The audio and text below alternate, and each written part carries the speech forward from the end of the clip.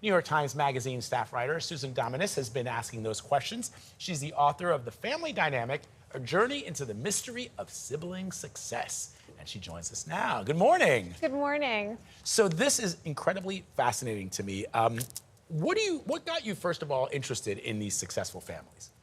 So I went to summer camp with a bunch of cousins whose parents were these incredible siblings, the Wasserstein siblings. Wendy Wasserstein, extraordinary playwright. Her brother Bruce was this amazing financier, very innovative, very successful.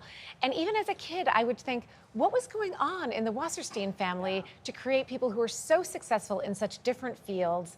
I think we're all interested in family. I was certainly interested in success, and I think the intersection of those two things just naturally drew me to the subject. In your book, you're like, what are they discussing over dinner? Like, what is the secret sauce? Which every parent really wants to know.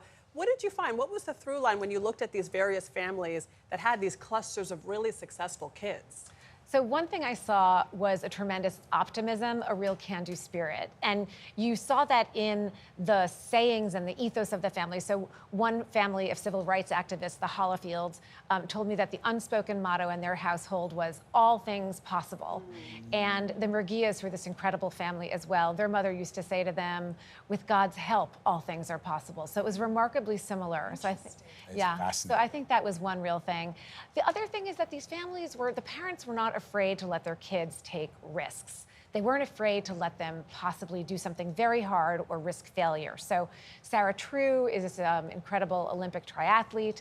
And when she was 14, she told her parents she wanted to swim the length of the lake outside their home. And many adults had tried and failed to do it. The parents thought this is going to be a disaster. But they thought, okay, we'll let her try.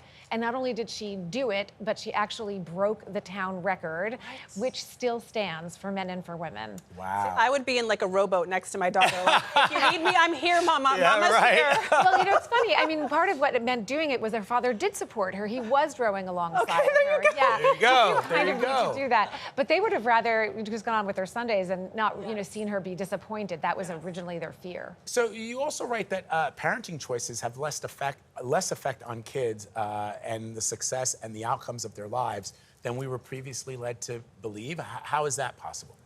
I just think that there's a lot of research, twins research, that finds that parenting affects, of course parenting matters, it matters so much. It just matters less than we think. The sort of individual choices that loving parents make about, whether a chore chart or co-sleep or not. At the end of the day, kids are exposed to so many environmental factors. It's not just your parents, it's people they meet at school, it's their teachers, it's their siblings, it's whatever they watch on TV. So yes, parenting matters, but maybe less than we think. Which is such a relief. I know. There's so many little decisions. I feel like each one really matters. And every time you make one, you think, could this be the wrong one? Exactly. Right? But it could also be the right one. It's hard to know. It's hard to know. You also talk about the influence of siblings. Tell us about that. Yeah, I think that parenting effects are overestimated and sibling effects are maybe underappreciated. The thing about siblings is that they, first of all, kids will take advice from a sibling that they won't necessarily take from a parent. Lisa DeMoore, a great child psychologist, calls parental advice sometimes the kiss of death advice. Lisa DeMoore is a friend of CBS Mornings. We love her. She's wonderful, yes. And so that's one thing. I think that the competition, whether it's positive or negative, can really fuel people. Lauren Groff, the novelist, talks about how a feeling of competition with her brother really lit a fire in her belly to prove herself.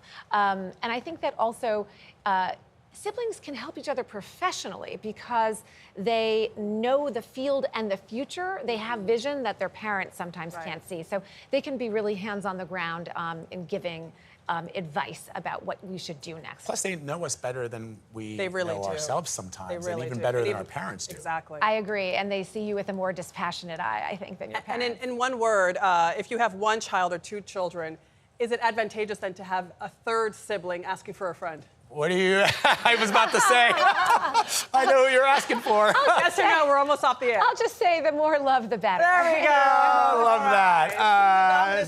Thank you Thank you so very much. much, Susan. That was great.